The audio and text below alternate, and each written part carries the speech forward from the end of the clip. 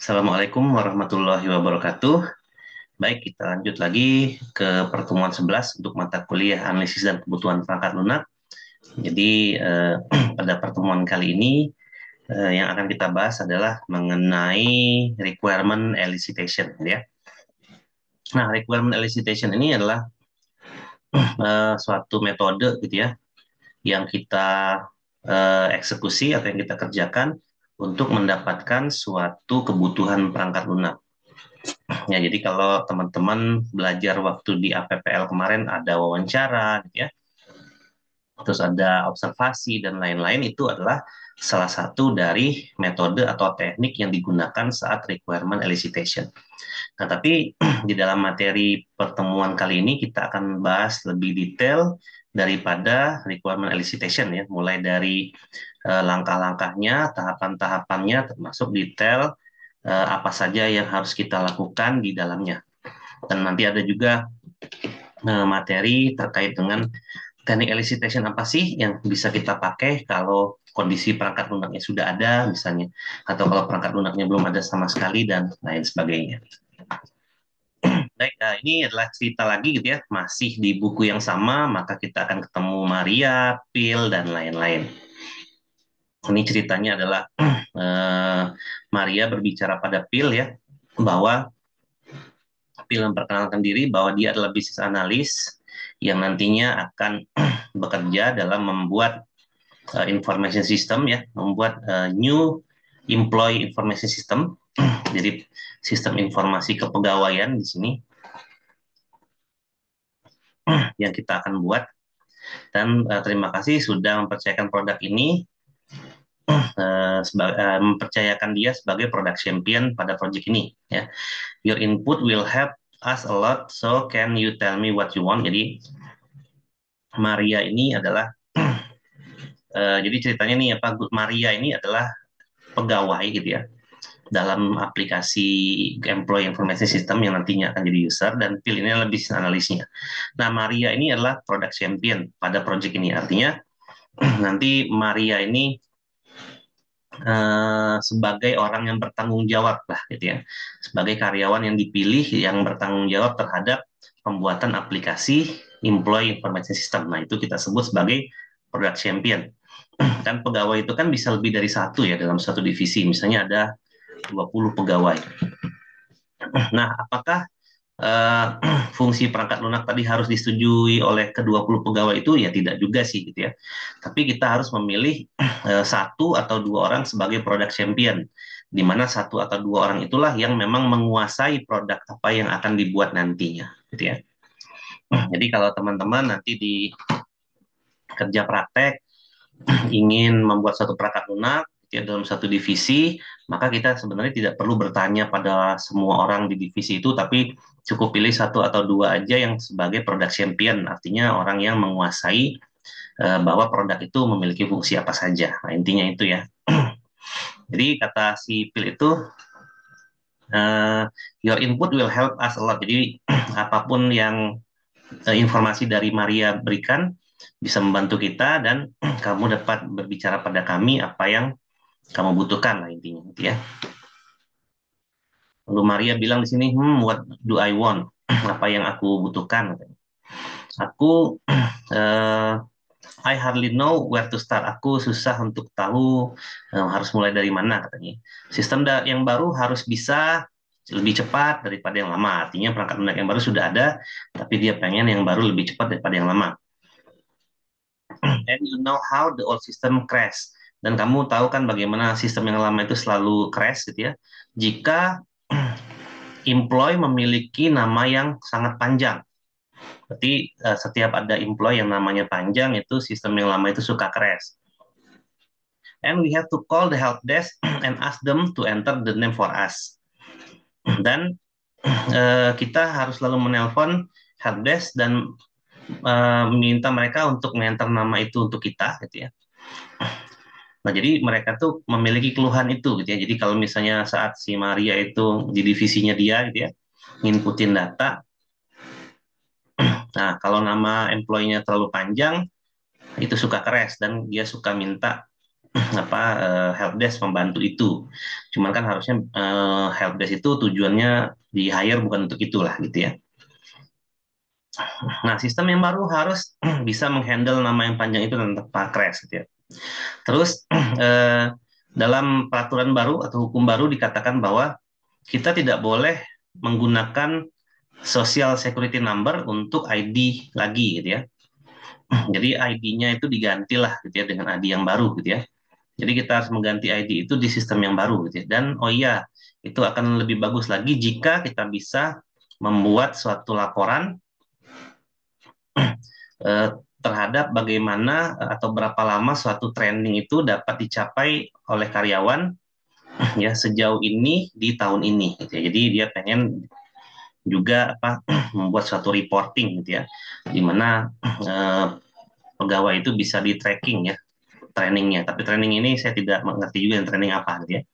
Nah, ini itu sebenarnya bagian daripada user story yang dijelaskan oleh user yang namanya Maria, menjelaskan user story ini ke Phil ya sebagai bisnis analis. Jadi di sini Phil uh, melaksanakan tugasnya menulis semua yang Maria katakan. Jadi selain yang di atas ini banyak lah gitu ya yang Maria bilang untuk aplikasi yang baru. Tapi dia bingung gitu ya. Tapi kepalanya langsung pusing gitu ya. Nah, Maria itu banyak keinginan yang dia tidak yakin juga terhadap keinginan itu gitu ya. Apakah itu benar-benar berdasarkan kebutuhan atau keinginannya dia lah intinya si Maria itu gitu ya. Nah, jadi di sini Phil juga bingung ya harus mengarahkan ini kayak gimana gitu ya. Karena begitu banyak loncat-loncat user story-nya oleh si Maria itu dan Phil bingung untuk merangkumnya gimana, nah gitu ya.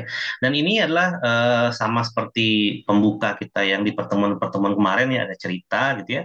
Dan itu sebenarnya yang jadi permasalahan di tahap elicitation ini gitu ya. Jadi kalau kita tidak mencatat dengan baik, kita tidak membuat planning dengan baik terhadap elicitation ya, kita gagal menerapkan metode elicitation dengan benar ya, maka kepala kita akan berputar juga ya, seperti si pil ini. Nah, inti dari requirement elicitation ini adalah suatu proses yang mengidentifikasikan suatu requirement dan constraint. Jadi ada dua, ada kebutuhan dan batasan-batasannya, gitu ya, constraint dari berbagai pemangku kepentingan atau stakeholder untuk suatu perangkat lunak.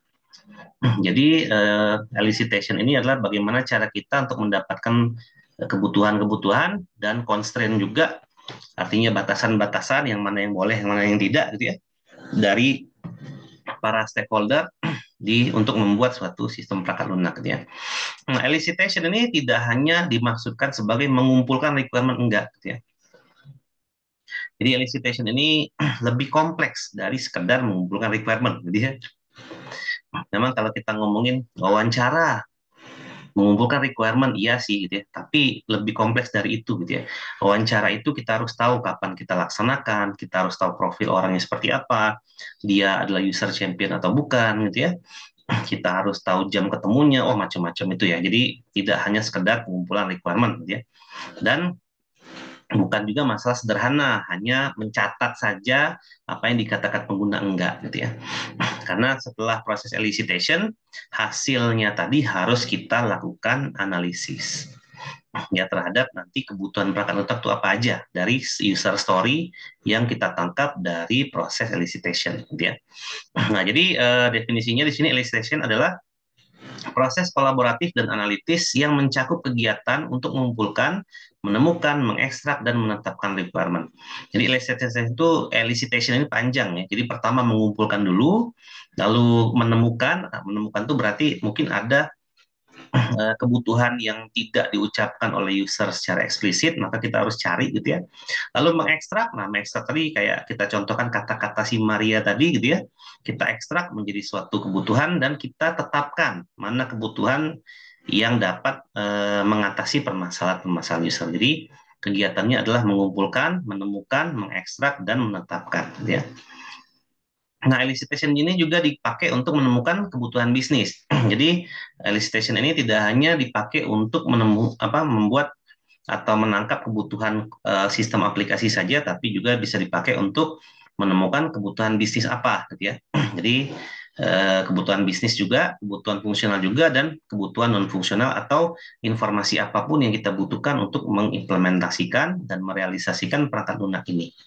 Jadi non fungsional juga kita harus lakukan elicitation. Kita tanya security-nya gimana, password-nya gimana, gitu ya, panjang kodenya gimana, apanya gimana, itu kita semua lakukan. Jadi tidak hanya berbicara mengenai perangkat lunak ini bisa berfungsi apa saja, gitu ya, tapi non fungsionalnya juga. Nah, dan memang elicitation ini adalah aspek pengembangan perangkat lunak yang paling menantang, kritis, rawan kesalahan, dan memang intensif dalam berkomunikasi. Ya, kita tahu bahwa fase requirement di dalamnya adalah requirement elicitation, ya, salah satunya itu adalah fase yang sangat kritis, ya. Kalau kita belajar RPL, kita masih ingat bahwa kebanyakan perangkat lunak yang gagal dalam bekerja, ya, itu adalah kesalahannya dalam fase requirement, gitu ya. Makanya requirement ini kita harus buang jauh-jauh pemikiran kita mengenai sosok seorang programmer, ya, tapi elicitation ini adalah seorang sosok bisnis analis atau sistem analis yang memang harus menemukan, gitu ya, kebutuhan yang memang harus diimplementasikan dalam perangkat lunak untuk memenuhi kebutuhan user dan akhirnya nanti akan memenuhi kebutuhan bisnis. Jadi itu yang harus kita waspadai, ya, dan memang itu kritis, rawan kesalahan, ya, lalu dan memang banyak ngomong di situ, gitu ya. Nah, di dalam elicitation ini siapa yang dilibatkan itu semua stakeholder, ya, melibatkan semua karena kita akan berbicara dengan user, kita akan berbicara dengan pemberi dana, kita akan berbicara dengan customer, dengan tim developer juga dan seterusnya, gitu ya. Nah, kalau kita sebagai bisnis analis, maka kita harus memahami proses di balik kebutuhan yang dinyatakan oleh pengguna. Dan pengguna itu kadang-kadang mengutarakan apa yang dia inginkan, namun bukan apa yang dia butuhkan. Maka kita harus menemukan tadi, ya, sesuai dengan definisi elicitation, kita harus menemukan apa maksud dari perkataan para pengguna ini, gitu ya. Nah, dan kita harus meyakinkan bahwa semua orang itu paham, ya, dan setuju mengenai perangkat lunak ini harus mengerjakan fungsi seperti apa. Dan nanti akan disetujui oleh user champion, baru nanti akan dimodelkan, gitu ya, menggunakan pemodelan perangkat lunak, baru nanti diimplementasikan. Nah, gitu ya. Nah, di sini bisnis analis harus menciptakan lingkungan yang kondusif untuk eksplorasi menyeluruh produk yang ditentukan. Kenapa? Karena memang kalau ada misalnya user yang dari perkataan kita tersinggung, gitu ya, atau dari perkataan kita dia nggak mau lagi ketemu, itu jadi makin susah, gitu ya. Jadi memang seorang bisnis analis dia harus memiliki kesabaran, gitu ya. Ya, kita ingat ya waktu itu bisnis analis itu memerlukan skill apa saja, ya, waktu di pertemuan sebelum UTS, ya, ada videonya, nanti silakan teman-teman kembali menonton video itu, ya, kalau misalnya masih bingung apa saja sih skill yang harus dimiliki oleh seorang bisnis analis, ya. Nah, di sini memang tantangan sendirilah, gitu ya, untuk menjadi bisnis analis. Jadi nanti akan melakukan brainstorming, gitu ya. Terus kita tidak hanya membahas fungsi aplikasi, tapi kemungkinan-kemungkinan misalnya fungsi ini diimplementasikan, apa yang terjadi nantinya, gitu ya. Apakah nanti fungsi ini layak dieksekusi sesuai dengan aturan perusahaan atau tidak, gitu ya. Lalu sesuai dengan hukum atau tidak, ada hambatan atau tidak, dan lain sebagainya. Gitu ya. Jadi memang eh, di dalam fase ini seorang bisnis analis dan sistem analis itu bekerja sangat keras. Jadi memang hampir mustahil kalau menurut pengalaman saya, gitu ya. Kalau kita adalah seorang programmer tiba-tiba disuruh menjadi sistem analis atau bisnis analis, itu pasti fokus akan bercampur. Ya, jadi antara coding dengan komunikasi ke user itu sebenarnya adalah dua hal yang sangat berbeda jauh. Jadi ketika itu digabung, maka sangat wajar kalau perangkat lunak yang dibangun itu tidak maksimal, gitu ya. Karena memang proses elicitation ini memerlukan apa, fokus dan pemikiran yang sangat mendalam, gitu ya, terhadap kebutuhan user. Karena kita tahu, ya, secara dunia nyata banyak orang yang tidak bisa mengungkapkan sebenarnya kebutuhan dia itu apa di dalam organisasi ini, gitu ya. Waktu di pertemuan sebelum UTS juga pernah saya tanyakan kan ke kalian, kira-kira kebutuhan untuk mahasiswa itu apa dari aplikasi ya. Ada yang menjawab ini, itu, dan seterusnya. Dan itu tidak komprehensif, hanya berdasarkan keinginan masing-masing dan apa yang hanya ada lewat sepintas di kepala kalian aja yang kalian omongin gitu ya. Tapi itu tidak dianalisa terlalu dalam oleh kalian sebagai user gitu ya. Nah, situs elisitasi itu ada 3 gitu ya. Jadi saatnya kita melakukan elisitasi pertama kali, kemudian dia menangkap apa user story dan lain-lain gitu ya. Ya curhat kadang-kadang user ya, kelemahan, kelebihan, kalau ada sistem baru kayak gimana, sistem lama kayak gimana.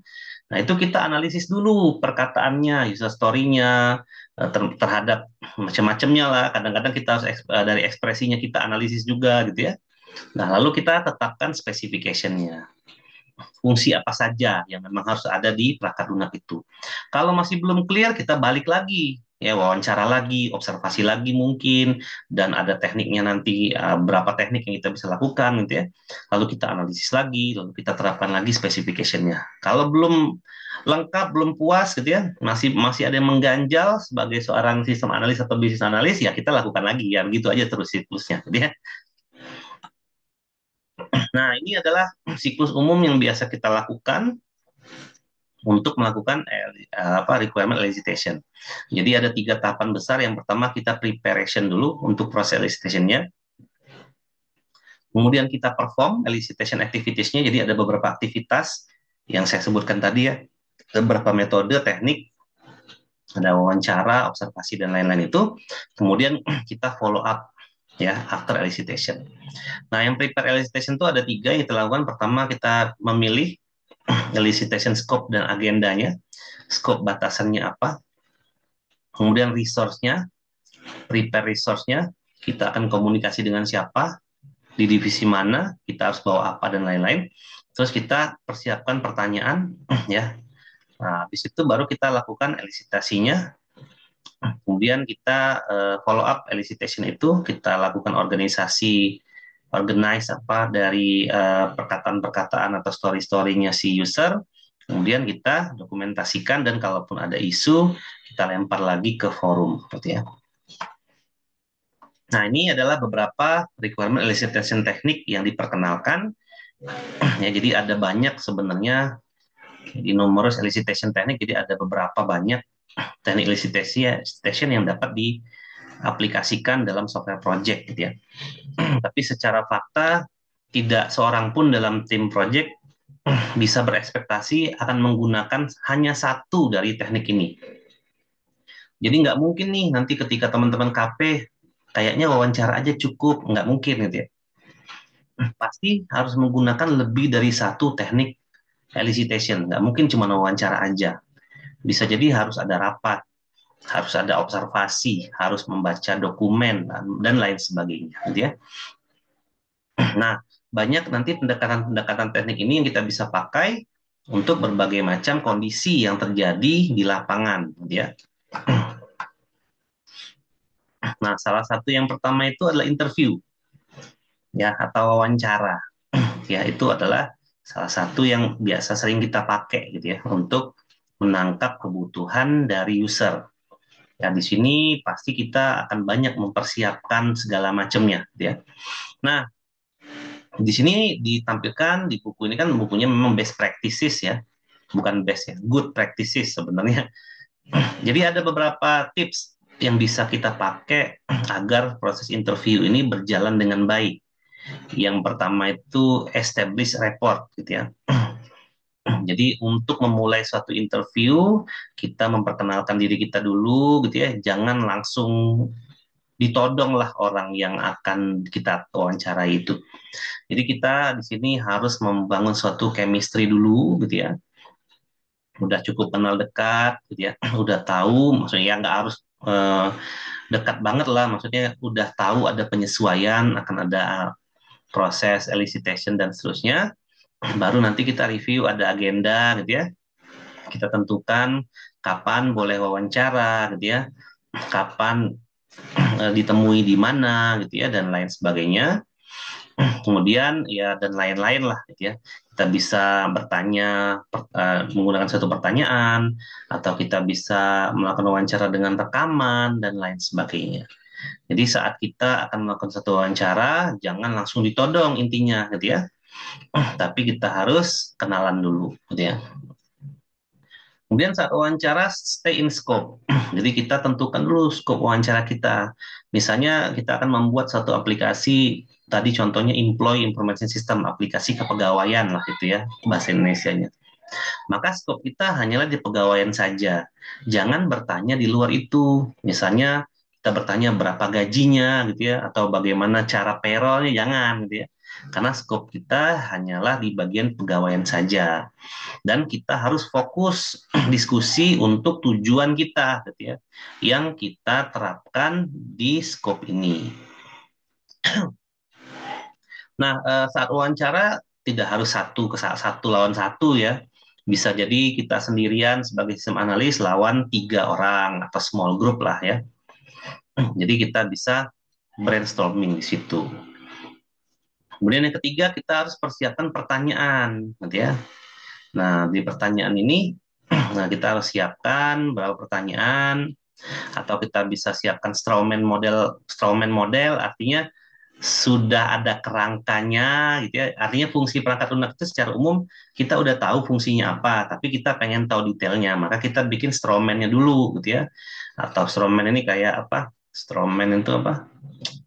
Kayak ya mirip-mirip stickman lah gitu ya. Nanti kan cuma tulangnya doang, skeletonnya doang. Nanti dengan adanya proses wawancara, nanti akan ada tangan, kaki, dan seterusnya lah. Itu ilustrasi dari strawman model gitu ya. Jadi kita siapkan pertanyaan-pertanyaan yang memang menjurus ke dalam fungsi perangkat lunak yang kita kemungkinan besar sudah tahu arahnya kemana, tapi kita butuh detail informationnya untuk melengkapi kebutuhan tersebut. Jadi ada draftnya juga. Kemudian kita berikan ide. Jadi jangan sampai nanti pas wawancara semua kebutuhan atau keinginan dicatat semua, jangan. Jadi jangan kita mengimplementasikan aplikasi dengan cara yang cukup konyol gitu ya. Misalnya user bilang gini, bikin sistem absensi, tapi absensinya boleh online gitu ya. Terus kita tiba-tiba oke gitu ya. Terus kita coding, kita implementasiin. Lalu kalau ditanya misalnya nanti, kenapa ini user kenapa ini absensinya dilaksanakan online? Ya kata usernya begitu Pak, ya nggak bisa gitu gitu ya. Jadi sebagai seorang software engineer ya, secara umum kita dan sarjana pun ya, kita minimal sarjana ya yang ada di sini, kita harus memberikan ide gitu ya, memberikan bagusnya kayak gimana. Kalau butuhnya sistem absensi misalnya, nah kita bisa tawarkan, oh kalau sistem absensi praktik baiknya atau best practice-nya seperti ini. Karena seperti ini tuh sudah dieksekusi oleh banyak perusahaan dan biasanya orang kayak gini kalau absen. Nah, kita kasih tahu gitu ya. Jadi suggest ideas di situ. Kita memberikan ide. Jadi jangan sampai apa yang customer atau user bilang kita eksekusi langsung, terus ujung-ujungnya kalau misalnya ada kesalahan dalam implementasinya, kesalahan ini kan kesalahan logik masuknya, bukan kesalahan coding ya, bukan kesalahan kode, kita salahkan logiknya usernya minta gitu, karena begitu usernya minta absen online, yang dia di rumah pun bisa absen, berarti kan kesalahan logik ya, karena secara logik absen itu ya hadir di tempat gitu ya, bukan online, kecuali memang ada pertemuan online gitu ya, itu bisa dikondisikan ya, maka absen pertemuan online dengan absen pertemuan di tempat itu bisa berbeda.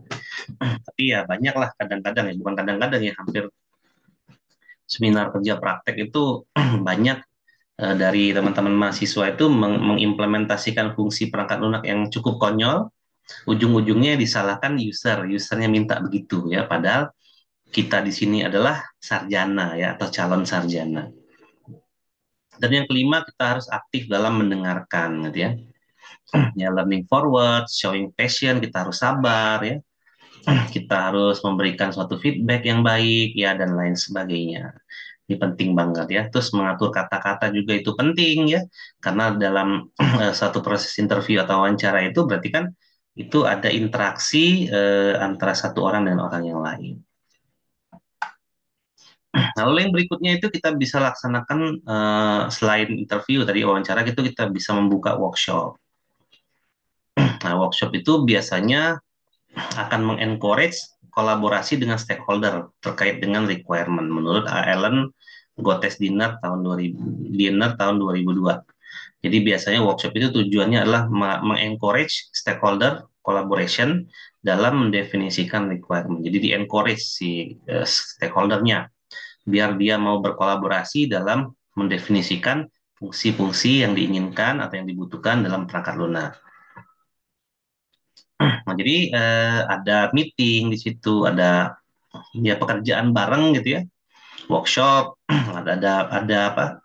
Edukasi misalnya perangkat lunak itu seperti ini. Jadi user yang tidak begitu paham mengenai perangkat lunak kita bisa berikan edukasi dan lain-lain lah gitu ya. Sehingga para stakeholder itu paham fungsinya masing-masing gitu ya dan mereka juga bisa nanti bekerja berkolaborasi dengan para developer dengan baik gitu ya. Nah, sehingga semua itu happy gitu ya.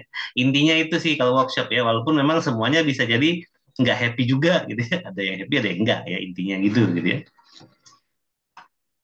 Nah, ada beberapa tips di sini untuk agar workshopnya sukses. Yang pertama itu ya kita establish grup, ada rules ya dalam workshop itu. Rule-nya apa, partisipannya siapa, dan lain-lain. Kita mau menghadirkan apa di situ. Ya. Kemudian ada team roles-nya. Jadi nanti masing-masing pas workshop itu, oh ini user, kita kelompokkan bahwa user itu seperti ini gitu ya.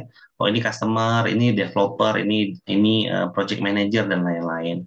Kemudian tetap harus direncanakan agendanya. Jadi workshop itu ngapain aja gitu ya. Misalnya yang pertama itu kita preparing untuk elicitation dulu gitu ya. Nanti kita ngapain dan seterusnya kita ngapain.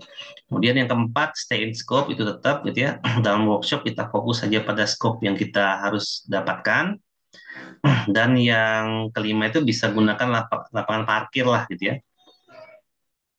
Untuk mengcapture item for later consideration. Ini tuh sebenarnya gini apa?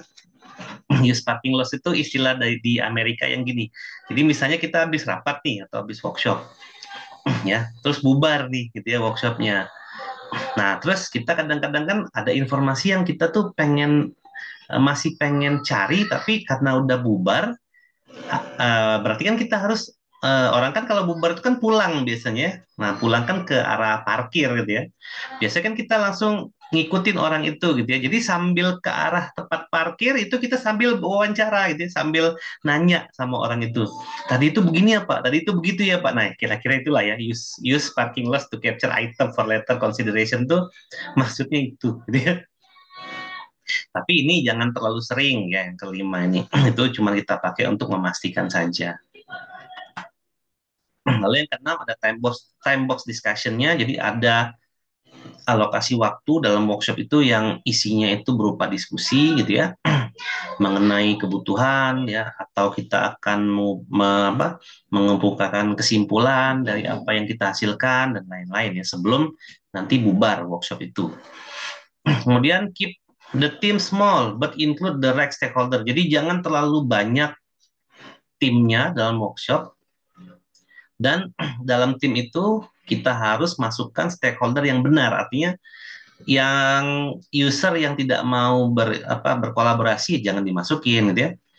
Terus misalnya customer yang cuek gitu ya atau yang misalnya dianggap toksik bagi perusahaan itu ya jangan kita masukkan ke dalam workshop itu gitu ya.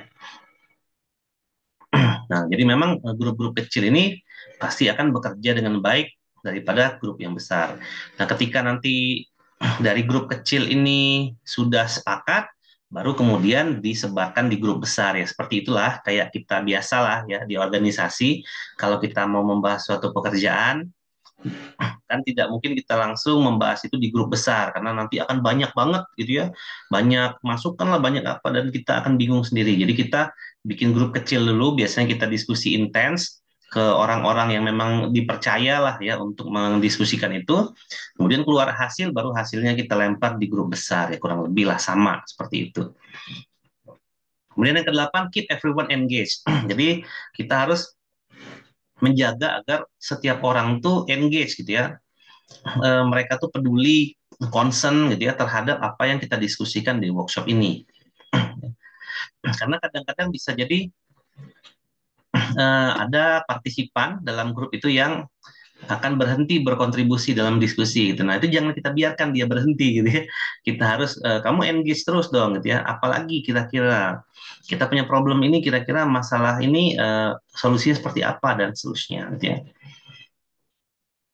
Nah, jadi kita harus menjaga itu. Kalau misalnya ada orang yang memang udah mentok misalnya, aduh nggak tahu lagi saya harus gimana nih, masalah ini sudah sangat krusial misalnya agak susah nih diimplementasi dan lain-lain ya itu kita bisa jagalah gitu ya tapi jangan sampai kita biarkan mereka-mereka itu jadi loss terhadap diskusi kita di fase workshop ini nah itu adalah tips dari untuk melaksanakan workshop gitu ya lalu ada yang namanya FGD atau Focus Group Discussion ya mirip-mirip dengan workshop tapi ini lebih ke arah diskusi grup ya diskusi grup nah diskusi grup ini kebanyakan memang user isinya, gitu ya. Nah, ini kita sebenarnya membuat grup kecil dari kelas-kelas user, misalnya di sini bagian divisi A, divisi B, dan seterusnya, lalu kita diskusi di situ, ya. Intinya diskusi ya, mirip-mirip dengan workshop, tapi kalau fokus grup itu lebih banyak sesi diskusinya daripada sesi kalau workshop itu kan ada sesi untuk edukasinya gitu ya. Kita mengedukasi user bikin software tuh kayak gini gitu ya. Elicitation itu nanti akan memakan waktu, kami nanti akan mengganggu sekitar sejam atau 2 jam pekerjaan ibu-ibu nanti atau bapak-bapak di dalam perusahaan ini dan lain-lain. Kita kasih pengertian lah gitu ya. Kemudian kita minta bahwa Bapak Ibu bekerja sama dengan kami, menyampaikan hal yang benar, gitu ya, dan lain-lain. Nah, itu workshop tuh namanya. Kita mengedukasi user di situ. Nah, kalau fokus grup itu adalah kita memang diskusi aja, gitu ya. Fasenya semuanya diskusi, tidak ada apa mengedukasi itu nggak ada di sini. Jadi semuanya itu adalah edisinya diskusi di fokus grup ini, gitu ya. Nah, biasanya partisipan dalam fokus grup ini tidak ada yang decision making, gitu ya. Jadi kita diskusi aja, tidak ada pengambilan keputusan di sini. Nah, kemudian yang berikutnya adalah observasi. Ya, kita tahu lah observasi itu ya. Nah, biasanya ketika ada orang yang menjelaskan kami itu butuhnya begini, kami itu antrian kami itu panjang setiap 1 minggu, tapi panjangnya nggak tahu kenapa, misalnya gitu ya. Ya udah gitu ya, kita datang 1 minggu ke tempat itu, ke customer service-nya, kita lihat antriannya ternyata panjang. Terus penyebab panjang ini apa? Gitu. Oh, ternyata memang melayani satu orang itu butuh waktu 15 menit. Kita lihat dulu, kita lihat observasi itu ngelihat aja gitu ya. Jadi tidak ada interaksi sebenarnya kalau observasi itu ngelihat aja gitu ya. Nah, gitu ya. Jadi itu adalah observasi lah gitu ya. Dan ini juga udah sering kita lakukan lah dalam pembuatan aplikasi yang biasa. Nah, di sini observasi itu memang benar-benar tidak ada interaksinya, jadi jangan sampai interaksi lah. Jadi kita bisa saja kita pakai ya observasi ini untuk mengkonfirmasi apakah pernyataan user itu benar atau tidak. Yang dia bilang tadi misalnya setiap 1 minggu kami itu rame, nah kita konfirmasi tuh ya kita datang Sabtu dan Minggu apakah beneran ramai atau tidak gitu ya dan mungkin dia juga nggak tahu penyebab ramai itu apa ya kita observasi gitu ya kita lihat ya dan seterusnya gitu ya apa yang menyebabkan antrian ini menjadi ramai lalu ada kuesioner nah kita juga bisa membuat satu kuesioner gitu ya ya biasa kuesioner gitu ya. Apakah Bapak Ibu mengalami kesulitan dalam membuat laporan gitu ya? Biasalah pertanyaan-pertanyaan seperti itu ya. Nah, tapi memang kuesioner ini harus dibuat dengan baik dan harapannya dengan kuesioner ini memancing para user itu bisa mengemukakan pendapat kebutuhannya dalam organisasi tersebut. Nah, dalam kuesioner ini tantangannya adalah mempersiapkan kuesioner. Itu yang susah, gitu ya. Nah, 9 ini adalah tipsnya. Yang pertama tipsnya adalah kita beri opsi jawabannya mencakup set lengkap kemungkinan jawaban. Jadi jawabannya jangan cuma satu atau dua, tapi berikan opsi jawaban yang cukup lengkap, yang mencakup dari pertanyaan itu. Jadi jangan ada pertanyaan jebakan juga atau jawaban jebakan gitu ya. Tapi memang kita hadirkan pertanyaan yang pas dan jawaban yang lengkap. Ya. Terus buatlah jawaban yang sama-sama eksklusif, artinya memang tidak tumpang tindih gitu ya. Terus jangan mengutarakan pertanyaan dengan cara yang menyiratkan jawaban yang benar. Artinya jangan sampai pertanyaan itu menyiratkan oh kalau pertanyaan ini jawabannya pasti itu. Jangan gitu ya. Karena kuesioner itu bukan kayak kita menjawab soal UTS, UAS atau kuis gitu ya, beda ya pertanyaannya. Lalu kalau gunakan skala, gunakanlah skala secara konsisten ya, mau itu skala Likert atau apapun itu konsisten untuk keseluruhan kuesioner. Kalau kuesioner yang pertamanya Likert ya semuanya skalanya Likert gitu ya. Terus bisa gunakan pertanyaan tertutup ya agar memang kita bisa lakukan dan kita dapatkan untuk memperoleh hasil statistiknya ya. Lalu bisa buat pertanyaan terbuka juga ya untuk melihat kesamaan ya dari suatu user dengan user yang lain dalam memandang suatu masalah yang sama ya itu ya. Lalu dalam mendesain kuesioner ini kita harus konsultasi dengan ahlinya ya. Ya bisa jadi ya sistem analis itu nggak terlalu paham juga bikin kuesioner ya. Terus sebelum kita membagikan kuesioner ini kita uji dulu, uji kualitas kuesioner, ada tekniknya gitu ya. Dan pertanyaannya jangan terlalu banyak. Jadi inilah tips kalau untuk kuesioner. Kemudian ada sistem interface analisis yang kita bisa lakukan juga. Jadi teknik elicitation di mana kita menyodorkan langsung ke user antar muka aplikasinya. Jadi kita udah membuat prototipe user interface-nya ya terkait dengan kebutuhan user, lalu kita todongkan langsung UI itu ke usernya. Nah, gitu ya. Nah, itu biasanya lebih mudah gitu ya untuk berbagai macam kasus. Ya, jadi misalnya user tuh masih kebingungan lah dalam menetapkan fungsionalitas sistem. Lalu kita juga masih memiliki keraguan terhadap permintaan dari user. Ya udah kita bikin prototipe UI-nya, kemudian kita sodorkan apakah yang dimaksudkan Bapak atau Ibu seperti ini. Nah, kalau seperti ini berarti akan muncul seperti ini kalau diklik akan begini, ini kalau diisi akan begini, dan lain-lain. Nah, di situ nanti user itu akan terpancing untuk mengemukakan atau melempar feedback ya terhadap user interface yang kita kemukakan gitu ya. Nah, kurang lebih seperti itulah ya ini ya. Terus nanti silakan teman-teman baca di slide ini. Kemudian yang berikutnya adalah analisis dokumen. Jadi dalam satu organisasi itu kan pasti ada bisnis rule-nya, ada aturan perusahaan, ada SOP, ada tupoksi, tugas pokok dan apa? Tupoksi itu tugas pokok dan apalah gitu ya, lupa lagi. Terus ada undang-undang yang berlaku, misalnya mau bikin aplikasi cuti, ada undang-undang ketenagakerjaan dan lain-lain. Nah, itu kita lakukan analisis. Ya, jangan sampai nanti aplikasi yang kita buat walaupun itu sesuai dengan kebutuhan user tapi melanggar hukum misalnya, itu jangan sampai gitu ya, baik itu hukum dari perusahaan atau hukum dari negara ya, karena itu tidak boleh dilakukan. Nah, jadi itu yang kita bisa lakukan di proses elicitation, itu adalah teknik-teknik yang kita bisa pakai gitu ya. Nah, di sini ada beberapa tahapan dari elicitation itu. Yang pertama itu adalah kita planning dulu elicitation-nya, kita tentukan tujuan elicitation-nya apa, lalu kita lakukan tekniknya nanti akan seperti apa gitu ya, dan kita bikin schedule-nya dan resource estimation. Misalnya tujuan elicitation ini adalah untuk mendapatkan kebutuhan dari aplikasi kepegawaian misalnya gitu ya. Kemudian strategi yang dilakukan adalah wawancara, observasi, kuesioner, dan lain-lain misalnya gitu ya. Nah, pilihan dari yang tadi itu gitu ya. Lalu schedule-nya adalah ini akan dilaksanakan selama 4 minggu misalnya.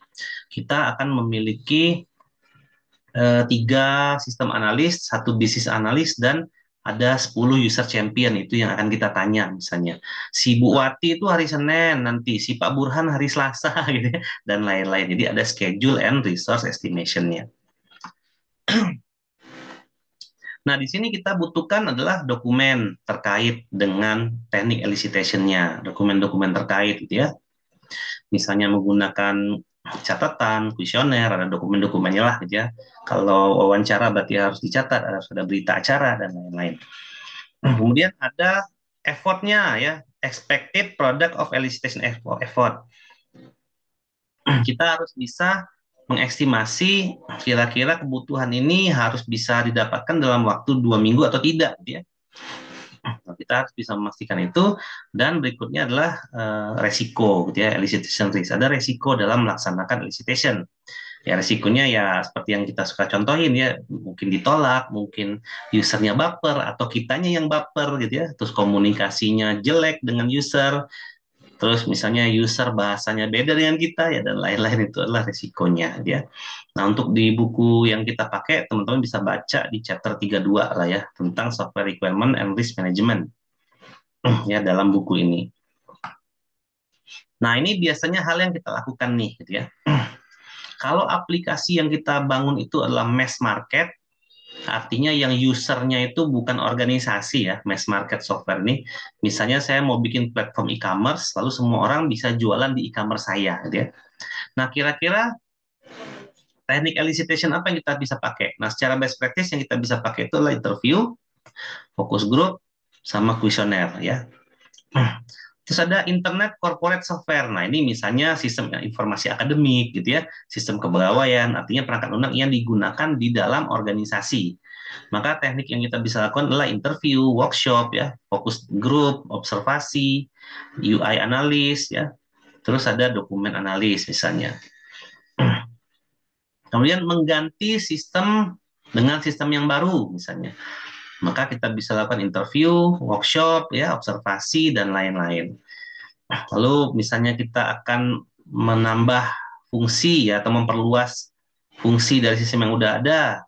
Teknik elicitation-nya apa? Nah, kita bisa lihat di sini.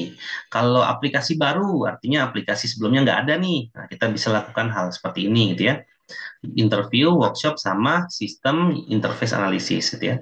Sistem interface analysis dengan user interface analysis ini kayak kurang lebih sama lah gitu ya. Lalu kalau package software implementation itu kayak gimana? Kalau embedded gimana? Gitu ya. Kalau misalnya graphically distributed stakeholder kita harus ngapain? Nah, jadi ini adalah beberapa scope dari aplikasi yang dari kondisi ya perusahaan atau company, dan kita bisa gunakan teknik apa di situ. Kita bisa lihat di figur 7.3 ini. Nah, yang pertama kita preparing elicitation tentunya. Biasa plan session scope and agenda, prepare research, lalu learn about stakeholder, kita pelajari stakeholdernya. Nanti kita bisa lihat di chapter 6 ya, ada finding the user, the voice of user, ini nanti kita akan bahas. Lalu mempersiapkan pertanyaan, lalu mempersiapkan strawman model tadi gitu ya. Jadi kita mempersiapkan suatu